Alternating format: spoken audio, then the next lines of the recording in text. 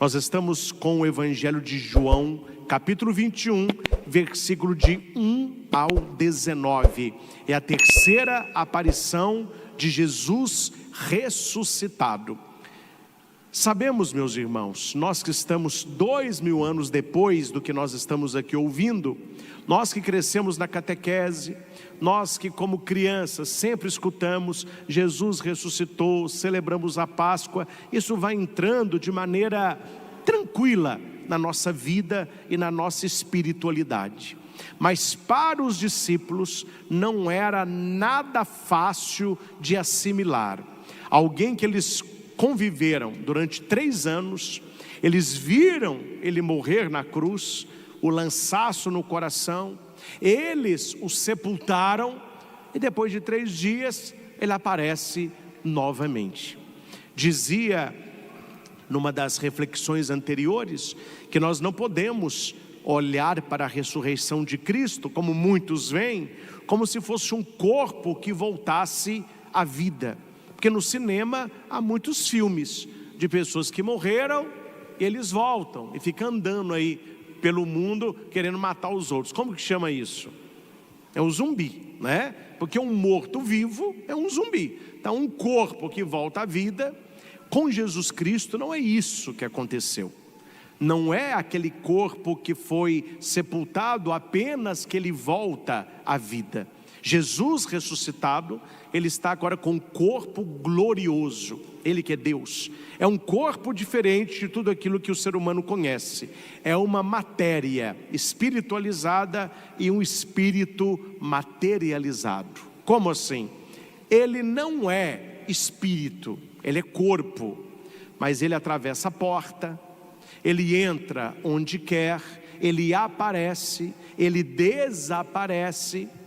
Ele vai comer peixe para mostrar que é corpo. Ele vai pedir que tome toque, que se fosse um fantasma não seria possível tocá-lo. Então uma experiência totalmente nova. E porque totalmente nova, Jesus, com muita paciência, durante 40 dias depois da Páscoa, do dia da Páscoa, ele vai aparecendo. Ele vai, como ensinou e ensina a igreja, colocar os seus discípulos na escola do Cristo ressuscitado, para que eles aprendam, para que eles entendam, ou pelo menos professem sem dúvida, ele ressuscitou. Nós o vimos, nós caminhamos com ele, ele apareceu várias vezes, ele falou várias coisas. Então Jesus estava firmando a fé apostólica, e deu certo, né? Deu certo. Nós estamos aqui 2000 anos depois com a mesma fé. Cremos na ressurreição, cremos na palavra, cremos nas aparições do ressuscitado. E se ele ressuscitou, é porque nós um dia haveremos de ressuscitar com ele. O texto de hoje é uma verdadeira riqueza, que estaria um retiro pós-pascal maravilhoso, porque nós temos 2 quaresmas, né? Só que fala muito da primeira, é a quaresma pré-pascal. Mas nós temos a quaresma pós-pascal. Se a pré é marcada pelo jejum, pela oração e pela esmola, são 40 dias, da quarta de cinzas à quinta santa, tirando os domingos. Se você pega o dia da Páscoa até a ascensão, são 40 dias. É aquilo que o Papa Bento falava, a quaresma da alegria, a quaresma do ressuscitado. E esse texto daria um itinerário maravilhoso para esses 40 dias. Tantas lições nós temos aqui. Não é possível compartilhar todas e nem é necessário. Vou partilhar algumas que penso que podem ajudar na nossa vida espiritual. Você que tem uma vida de igreja, uma vida de sacramento, uma vida de confissão, você que busca as coisas do alto, esse direcionamento é muito importante para aqueles que querem as coisas eternas. Nós temos primeiramente o cansaço e a volta. Simão Pedro disse: eu vou pescar. Eles disseram: também vamos contigo. Saíram e entraram na barca, mas não pescaram nada naquela noite. O evangelho começa com essa cena dramática. Por que dramática? Porque Pedro fazia isso. Ele fazia isso. Só que estava no passado de Pedro. O pescador era passado. Durante 3 anos ele acompanhou Jesus, ouviu o Senhor, viu seus milagres, mas Jesus agora falece. Então qual é o horizonte de Pedro? O horizonte de Pedro era o lago de Genezaré, ou o mar da Galileia. Um horizonte pequeno. Você quer ver Pedro feliz? É uma pesca farturenta, é encher o barco de peixe. Olha que vida pequena, que mente pequena, que horizonte curto. Jesus vai alargar isso aí. Que é isso, Pedro? Eu não te quero pescador de peixe, eu te escolhi para ser um pescador de homens. Vem e segue-me. Ele larga o barco, larga a rede e segue Jesus. No evangelho de hoje é um caminho inverso. Eu vou voltar a pescar. Onde que está o barco? Onde que está a rede? E Pedro tinha ali uma liderança, né? Tanto que os outros falaram: nós vamos também contigo. Este voltar ao passado, voltar aos antigos hábitos, geralmente acontece quando se perde a esperança. Quando se perde a esperança. Precisamos alargar também os nossos olhares na espiritualidade. Quando eu era seminarista, uma das paróquias que eu trabalhei foi em Mateus Leme, paróquia de Santo Antônio. E na época, o padre Demóstenes pediu que eu trabalhasse na reta grande, aquela reta depois de Mateus Leme, que vai ali para BH. Tem uma comunidade ali. E acima, a comunidade Nossa Senhora de Fátima. Comunidades pequenininhas, e atrás dessas comunidades tem muita gente na zona rural. Pessoal bem simples, não é? Eu lembro que na época tinha uma senhora que eu não sei quantas vezes ela saiu de Mateus Leme. Não conhecia muita coisa. Foi em Belo Horizonte uma vez, conheci Itaúna, não é? Conhecia Juatuba, uma vida muito restrita, uma vida muito humilde. Ela morava ali naquela grota, e ali ela construiu a vida dela. Numa das visitas, depois de uma missa, aí eles preparavam um cafezinho, né? Um dia foi na casa dela, estava o padre Demóstenes, eu fui acompanhando, e era noite de lua cheia, né? Aquela super lua, uma lua grande no céu. Aí conversa vai, conversa vem. O padre falou o seguinte: pois é, que coisa, o ser humano vence barreiras. Não é que o ser humano já esteve lá e já andou nessa lua? Precisou de um foguete. Quantos quilômetros essa lua da Terra? A gente acha que ela está tão grande que ela está até mais próxima.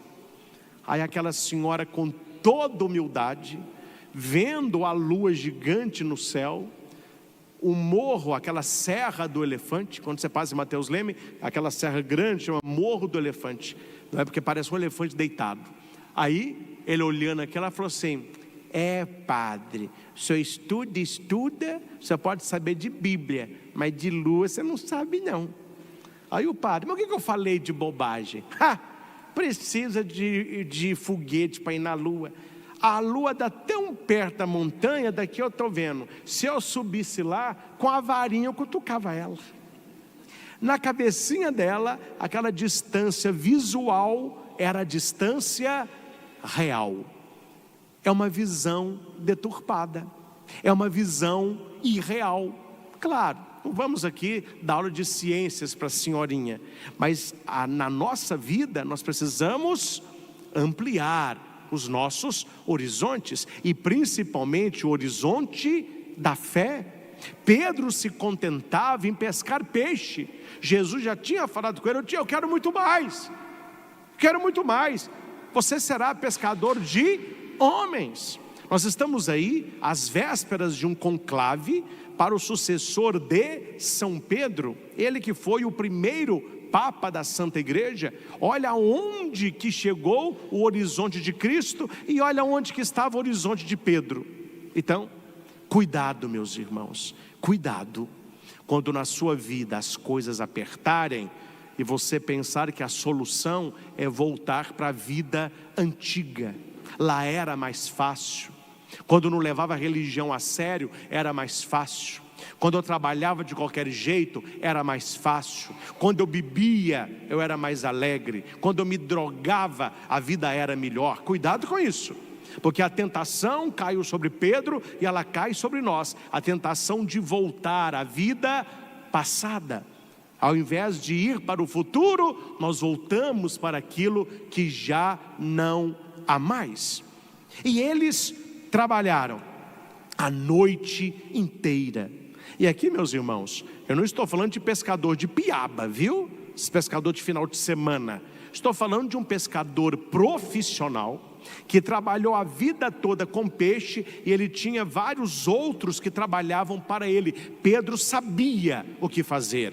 Pedro não entraria para pescar se ele soubesse que não havia peixe. Ele sabe onde o peixe está, ele sabe pescar, ele tem rede, ele tem barco, ele tem homens com ele tem tudo, só que não teve nada, porque o principal não teve, foi o peixe. O texto vai dizer: saíram, entraram na barca, mas não pescaram nada. E João vai escrever: naquela noite. Por que não pescaram nada? A resposta é: porque era noite. E aqui não é uma noite do sol, é uma noite interior. Eles ainda não tinham recebido a luz que vem da ressurreição. O Papa Bento XVI, na sua última homilia sobre este texto, ele escreve um parágrafo sobre este nada. Ele fala um pouquinho sobre o nada filosófico, da abstração do ser, mas ele fala sobre o nada também teológico. E aqui eu escrevi uma frase que ele disse: este nada da pesca é o símbolo do vazio, não o vazio da rede, mas o vazio de uma vida que tenta caminhar sem Cristo. A noite é longa quando Ele não está no barco da nossa existência. Olha o que o Papa está nos dizendo. Quando é que na nossa vida não acontece nada? Quando Deus não preencheu o vazio do coração. Todos nós temos um vazio no coração. Todos nós temos. O ser humano, ele é carente por excelência. Só que essa nossa carência, ela tem que ser saciada primeiramente aos pés da cruz de Cristo, porque um vazio infinito só é preenchido por um amor infinito. E se a pessoa não sabe disso, ela sai pela terra vagando, aí sim como morto-vivo, tentando preencher o vazio dela. Uns vão preencher o vazio aonde? No dinheiro. Quanto mais eu trabalhar e mais dinheiro eu tiver, menos vazio eu tenho. Outros, não, o meu vazio é porque eu tenho que ter alguém. Aí a pessoa só fica procurando alguém. Eu quero alguém, não é? Aí hoje todo mundo tem todo mundo, mas ninguém acaba também tendo ninguém, né? Então, outros vão para os prazeres do mundo. O meu vazio interior eu vou saciar na bebida. Aí vem o vício. Aí eu vou saciar na droga. Aí eu vou saciar na promiscuidade. Eles vão procurando saciar esta carência, este vazio interior. Só que nós entendemos pelo texto que o vazio que nós temos no coração é o vazio de Deus. O catecismo da Igreja Católica, quando começa a explicar o credo, lá está: o homem é capaz de Deus, e o desejo do próprio Deus foi escrito no coração do homem por Deus. A gente já nasce com desejo de Deus. Há pouco agora, eu tirei uma semana de descanso e fui com a minha família para um lugar ali no estado da Bahia. E nós visitamos lá aquele lugar aquele projeto Tamar, tartaruga marinha, né? E a gente viu numa banheira lá um tanto de tartaruguinha pequenininha, nunca tinha visto, filhotinho, nadando, pequenininha assim, aí tinha lá os guias explicando, etc. E a mulher falou uma coisa que eu achei interessante: ninguém precisa falar com a tartaruguinha, o mar é para lá, ó, já está nela. A hora que o ovo da tartaruga estoura e ela sai na praia, ela já vai nadando para o mar. Está no DNA da tartaruguinha, ela nasceu para ir para o infinito. Aquilo que está no coração da tartaruga, buscando o mar, está no meu e no seu coração, buscando a Deus. Então este vazio que aconteceu na pesca não pode estar no nosso coração, porque nós sabemos quem é que nos preenche. Quando eu atendo pessoas chorosas, algumas solitárias, com depressão, ansiedade, etc., eu sempre começo pelo lado espiritual. Como que está a sua vida espiritual? Como que está a sua confissão? Como que está a sua missa dominical? A leitura do texto bíblico, a devoção a Nossa Senhora? Não em todas, né? Mas na maioria das vezes a pessoa tem uma vida espiritual precária. E ela tendo uma vida espiritual precária, ela quer ser feliz. Meu filho, quem não tem Deus no coração, vive esse vazio que você está aí, ó. Aí você procurou vazio na festa, procurou vazio na balada, procurou vazio no namorado, procurou vazio no copo e terminou como? Mais vazio que antes. Então o texto me ensina que este trabalhar a noite inteira sem Cristo é um trabalhar inútil. Por mais que a pessoa enchesse o barco, ela não conseguiria encher o coração. O evangelho continua. Aí já não é mais noite, aí já tinha amanhecido. Raniero Cantalamessa tem um livro muito bonito, é um livro para padre, vocês podem ler, não tem problema não. Chama Pescador de Homens. Foi um retiro que ele pregou para o clero de Roma, para os padres de Roma. E neste livro ele trabalha este texto numa visão não cronológica, mas cairótica. Ele fala que não importa a hora do relógio, eles podiam estar pescando meio-dia, era noite. Jesus podia ter aparecido meia-noite, era dia. Bonito isso, não é? Bonito. Raniero foi certeiro aqui. Aqui não é questão de sol e de lua, aqui é questão da presença ou não de Jesus. E o texto diz: já tinha amanhecido e Jesus estava de pé na margem. Por que tinha amanhecido? Porque Jesus estava ali. Ele é a luz, Ele é o sol da nossa fé. Mas os discípulos não sabiam que era Jesus. Por quê? Porque Jesus não faz escândalo.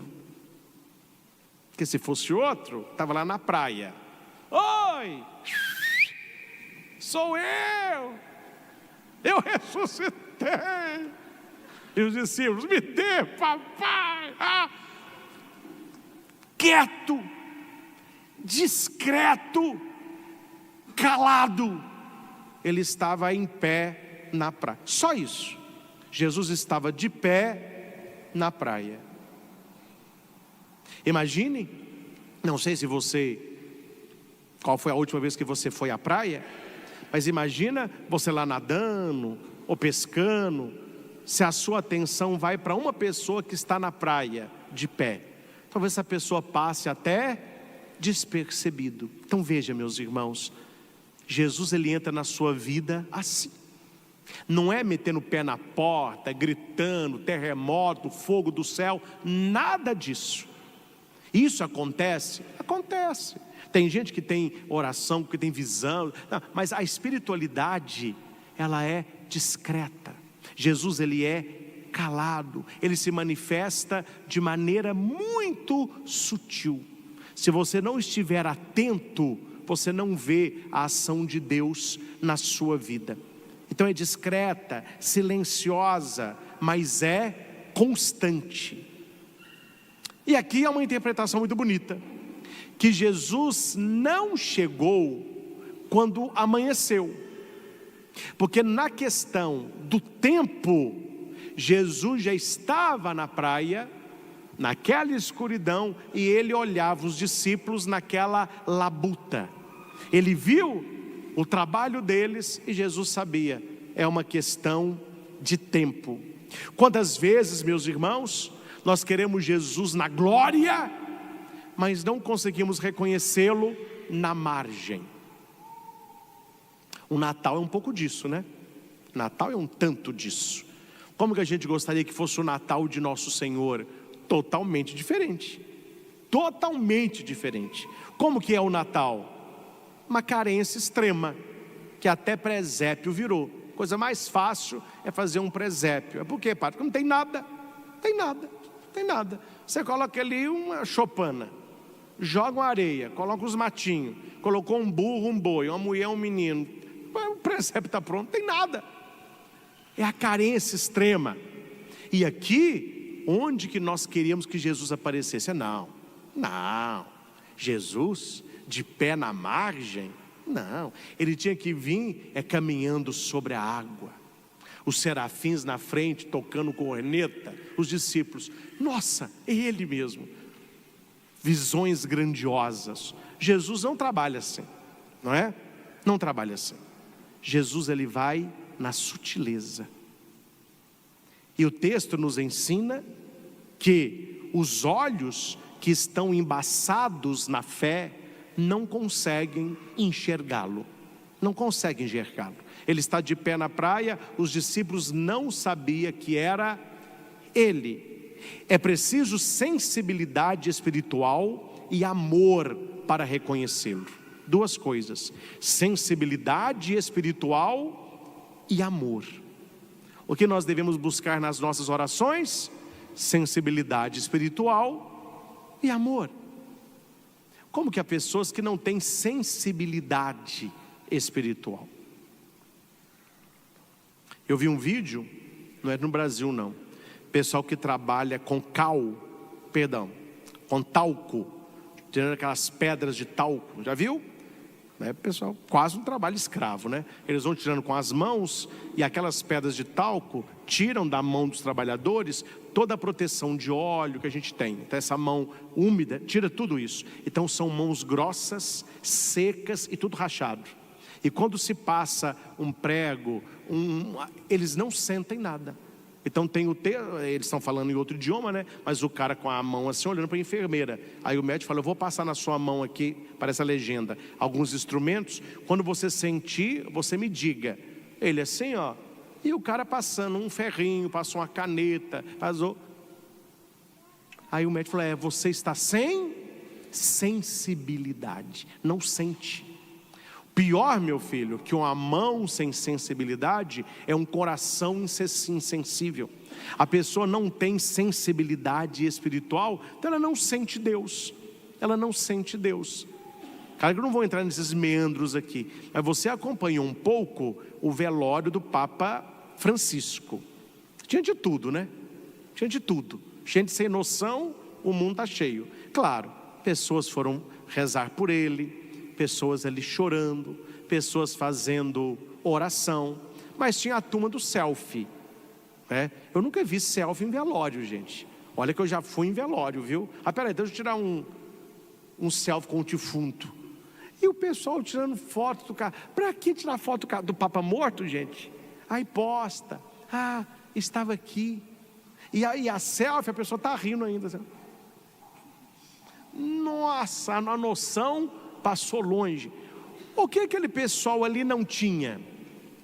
Sensibilidade espiritual, para saber o que, o como, o onde, né? Perdeu a sensibilidade espiritual, meu filho, você vê coisas do arco da velha. Claro que eu não vou aqui do altar ficar parando a missa para ficar corrigindo gente sem noção, mas é muita gente sem sensibilidade litúrgica, né? O celular fica doido para ir para a mão. E tem gente que até no meio da missa mexe, passa mensagem, atualiza perfil, né? E pessoas que se dizem católica, né? Até, não, eu sou rubricista. Não tem noção nenhuma. Ela pode até seguir a norma, mas não tem sensibilidade litúrgica. E onde não se tem essa sensibilidade de Deus, falta o quê? O amor. Por que os discípulos não reconheceram Jesus na praia? Porque não tiveram sensibilidade e nem amor. Difícil, né? Difícil. Mas Jesus é que toma a iniciativa. Isso é interessante. Jesus não está na praia porque os discípulos chamaram. Ele está na praia porque a iniciativa é dele. Ele não está no mar, ele está na praia. Praia, aqui não se coloca praia, se coloca margem. O que é a margem? É a divisão da praia com o mar. Aquilo é a margem. Onde é que nós fazemos a experiência mais forte de Jesus? Na margem da nossa história. Quando é que a nossa fé cresce? Não é na alegria, é na provação. Quando é que você fica mais forte? Não é na leveza, é no peso, né? Você pega a galerinha da academia, pergunta para ele, se ele ficou na academia levantando um peso de 1 quilo lá 1 ano, você vai ganhar massa muscular. Não, ó, aí a mão nem vai. Aí daqui a pouco, ó, o peso ficou mais leve? Não, meu filho, é você que ficou mais forte. Então esse peso aí pode ser substituído, pode colocar um maior. Aí à medida que você vai crescendo em massa, você vai crescendo na força. Isto é a margem da nossa vida. Quantas e quantas vezes a margem simboliza o abandono, a descrença. A gente não fala, que a gente acha que é pecado, né? Mas quantos de nós, e muita gente aqui na igreja, já não brigou com Deus? A gente não fala, mas eu brigar com Deus eu não falo. Mas lá dentro, mas a gente briga, viu? Mas não é possível que Deus fez isso? Mas não é possível que Deus não fez isso? Ele fez o que não era para fazer e não fez o que eu pedi. A gente fica brigando com Deus. Onde é que Deus chega? É na margem. É na margem, é lá que Ele está. E é da margem que Ele vai dar a ordem. Lançai a rede à direita e achareis. Por que eles lançaram a rede? Porque naquela época não era profissão, mas era um ofício. Era chamado de olheiro. Vem de olho. Eram rapazes ou pessoas que não tinham trabalho, ficavam na margem, porque quando a gente fala, os senhores já sabem, mas vale aqui falar, talvez nem todos saibam. Quando fala mar da Galileia, você sabe que não é um mar, não sabem? Ou não? É um lago enorme. E eles colocaram o mar da Galileia, ou lago de Tiberíades, é o mesmo. O mar da Galileia é o lago de Tiberíades. Eu já estive lá. A gente entra num barco, atravessa de um lado para o outro, lindo, mas é grande, tem tempestades à noite, é um lago enorme. Eles falam mar. Então ele está, claro, no lugar mais baixo, e em volta dele tem alguns lugares que tem uma subida. Então os pescadores que estão lá, eles não veem, mas quem está na margem, ele consegue ver a sombra de cardume. Ele consegue ver. Então esse olheiro, ele ficava dando sinais para os pescadores aonde estava o cardume. É por isso quando Jesus diz, jogue a rede à direita, eles não sabiam que era o Senhor. O texto diz, o que eles julgaram a rede? Que eles acharam que ele era um olheiro, quer dizer, era alguém que viu ali um cardume. Assim como Madalena vai achar que Jesus era o jardineiro. Os discípulos de Emaús vão achar que ele era um caminhante. Os discípulos fechados acharam que ele era um fantasma. Quer dizer, é um fora atrás do outro, porque eles estão ainda digerindo a ressurreição. Quando eles lançam a rede e acontece a pesca milagrosa, eles veem que há algo ali de sobrenatural. Aí eles vão lembrar de outros momentos iguais àquele. A palavra de Jesus transforma o impossível em fecundidade. Repita, impossível. Impossível. Fecundidade. Fecundidade. Tem gente que tem uma vida de impossível, nada é possível, tudo é difícil. Quando Jesus entra, Ele transforma tudo em fecundidade. As coisas começam a acontecer para você. O milagre não está apenas no peixe, o milagre está na confiança.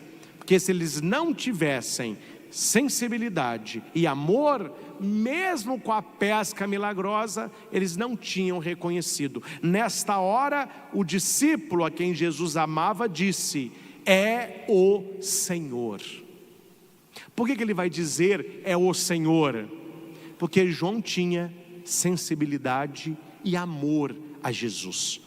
Quando nós amamos o Senhor, quando nós temos vida de oração, você começa a reconhecê-lo, e é bom reconhecê-lo. Você reconhece numa prova que você passa, você reconhece num exame médico, você o reconhece numa tribulação que você vence, você o reconhece numa gravidez difícil, você o reconhece numa bênção. Tem gente que não reconhece Deus em nada, o esforço é dele, a honra é dele, a coroa é dele. Quer dizer, é o vazio, né? É o vazio. Vai remar para terminar a vida num vazio. João, ele reconhece, é o Senhor, é relacionamento íntimo. Íntimo. Não estou falando dos senhores não, mas serve também. Vir à igreja é maravilhoso, mas não significa relacionamento íntimo com Cristo. Uma coisa é uma coisa, outra coisa é outra coisa. Tem muita gente que não perde missa, mas vive lá fora, e qual o diabo gosta. Vai à missa, levando os bracinhos, recebe a comunhão, mas quando tem um funk pesadão, desce, que é uma beleza. Peraí, que vida que é essa? Que incongruência que é essa? Quer dizer, a pessoa crê ou não crê? Ela está vivendo ou não está vivendo? Como que é o negócio aí? Vai à missa, mas quando ninguém sabe, trai a mulher. Vai à missa, mas quando ninguém vê, pega o dinheiro. Vai à missa, mas dá agarrado na pornografia. Peraí, como que toca essa banda sua aí, meu filho? Qual que é a batuta que está regendo a sua vida? Está faltando relacionamento íntimo. Porque o que nós devemos apresentar para as pessoas não é uma mudança de vida, é Jesus. Que é quando a pessoa tem um relacionamento íntimo com Jesus, só tem um caminho, qual é? Mudança de vida, é a conversão, converte-se. Se a pessoa ainda não teve esse processo de conversão, o que está faltando? Não é religiosidade, que a religiosidade ela tem. Está faltando relacionamento. Uma coisa é uma coisa, outra coisa é outra coisa. E as duas coisas se casam. É um quebra-cabeça de duas peças: religiosidade e espiritualidade. Nenhuma sem a outra, nem a primeira sem a segunda. Então por que João reconhece Jesus? Porque ele o ama. Ele o ama. Palavra da salvação. Glória a vós, Senhor. Você reconhece, é a palavra de Deus, porque você ama. Tomai todos e comei, isto é o meu corpo. Eu fico vendo, não é? Aí, claro, vocês, né? O pessoal ajoelha, tocou o sininho ali. Tem gente que não sabe, ó. Isso aqui é chiclete, que eu adoro. O padre está consagrando ali, ó. O que está faltando? Reconhecer o Cristo na Eucaristia. Por que não reconhece? Porque não tem amor, porque não tem sensibilidade. Por que não tem? Porque não tem intimidade. Vou dar um exemplo aqui para você me entender claramente. Isso acontece na vida de todos nós, até do padre. Você está vendo o jornal. Teve um show, eu vi hoje de manhã, teve um show no Rio. Aí um cara passou lá, atirou a ermo, matou um. Eu falo, meu Deus, Rio de Janeiro, violência. Um dia alguém me perguntou, padre, eu estou chegando no Rio, me dê um conselho. Eu falei, volte. Volte. Aí matou uma pessoa lá. Me entende? Eu não estou sendo seco. Eu estou mostrando como que o ser humano funciona. Me pergunte, meus irmãos, assassinou um lá, coitada da pessoa que morreu, não sei quem é. Me diga, me afetou? Em nada. Estou aqui celebrando, daqui a pouco eu vou almoçar, tirar uma pestaninha de tarde, não vou no velório, não sei, mas alguém está sofrendo, família e amigos. Por que que a morte, claro, não é que eu estou feliz pela morte da pessoa, e não é que eu estou insensível, mas é uma morte que me toca enquanto um ser humano que morreu, mas não me toca enquanto amor, porque eu não conheço, eu não tenho intimidade com a pessoa. Então, a gente não vai no velório, não vai chorar. Agora imagina se essa pessoa baleada é um meu familiar, é um amigo íntimo. A gente aqui em Minas, a gente estava doido.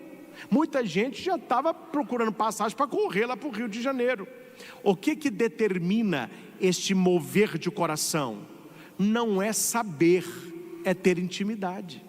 Se isso acontece entre seres humanos, isso acontece na espiritualidade com Jesus. Isso acontece na espiritualidade com Jesus. Ontem, eu fui com a Patrícia. Ontem foi sábado, então não foi ontem, foi sexta.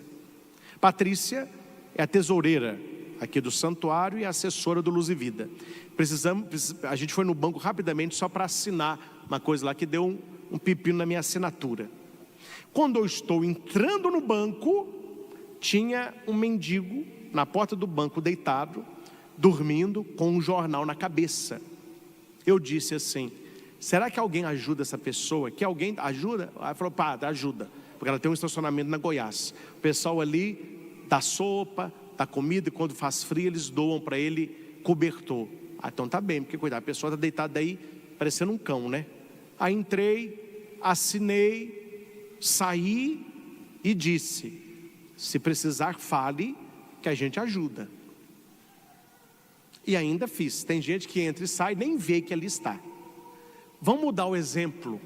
Você está entrando no banco, quem é que está caído na porta do banco? A sua mãe, o seu filho, seu sobrinho. A sua reação é assim? Claro que não é. Por quê? Porque com quem eu amo, eu tenho intimidade. Com os outros, eu apenas conheço. Sei que é uma pessoa. É isso que está acontecendo com João e que muito católico não entendeu. Ah, eu sei que é Jesus, mas você tem intimidade eucarística? Não, ele vai ficar só no saber. Então não toca coração. Só toca o coração quando a gente ama. É por isso que Jesus vai olhar para Pedro e não vai perguntar para Pedro assim: você não vai me trair de novo, não? Você está disposto a largar esse barco? Você que voltou a pescar e a pescar? Não, ele vai no crucial. Tu me amas? 3 vezes. Amo. Não vou entrar nisso aqui porque é uma explicação longa. Mas na verdade Jesus pergunta com o verbo ágape, que é o amor doação. Ele responde com o amor filia. No português seria mais ou menos assim. Vou fazer o texto todo, vocês entenderem, porque no grego se entende mais bonito, o texto é mais bonito. Em português ele fica muito pobre. Então eu vou contar o texto oficial. Seria mais ou menos assim: Pedro, tu me amas? Eu te quero muito bem. Pedro, tu me amas? Eu te quero muito bem. Pedro, tu me queres muito bem? Tu sabes tudo, tu sabes que eu te quero bem. Por quê? Porque o amor de Jesus, o ágape, é o amor da cruz, é o amor total. E Pedro sabe que ele ainda não dá conta de amar Jesus como Jesus o ama. Então ele responde num amor um pouco menor. É o amor filia, que é o amor filial, o amor de amigo, mas não é um amor de dar a vida. Aí Pedro vai dizer: não esquenta não, hoje você não dá conta, mas amanhã você vai dar. Você é jovem, você vai para onde quer, faz o que quer, mas quando você for velho, eles te levarão aonde você não gostaria de ir. Onde que é este lugar? A crucificação. É onde está hoje a Basílica de São Pedro, né? Ali crucificaram Pedro, e ele disse: eu não posso ser crucificado igual Jesus, me crucifiquem de cabeça para baixo. Aí o pessoal não lê, não estuda, o negócio tá ruim, né? Foi um youtuber, no velório do Papa. Aí tinha que tirar uma foto, né? Porque se não tirar foto, não faz parte. Aí tirou a foto de longe. Aí ele viu atrás do túmulo da urna do Papa, o baldaquino de Bernini, e tinha duas portas onde entra para o túmulo de São Pedro. Aquele buraco, vocês veem nas filmagens da Basílica, onde parece um negócio escuro de baldaquino, aquelas colunas de bronze, né, que tem aquele movimento bonito. Aquele buraco ali, aquele é o túmulo de São Pedro, tem como descer lá, né? E quando ele tirou a foto, nas portas tem duas cruzes de cabeça para baixo, porque é o símbolo de Pedro. Pedro morreu de cabeça para baixo. Aí qual que é a nota do doutor em História Eclesiástica? Ele colocou assim: não tenho mais dúvidas, o diabo mora na Basílica de São Pedro, porque essas cruzes de cabeça para baixo é a derrocada de Cristo e o fim do cristianismo. E o pessoal: eu não sabia, e uns de missa, gente, eu falei: me dá as águas com açúcar aí, porque não dá. Então entendam, meus irmãos, tudo há um significado e um horizonte ampliado.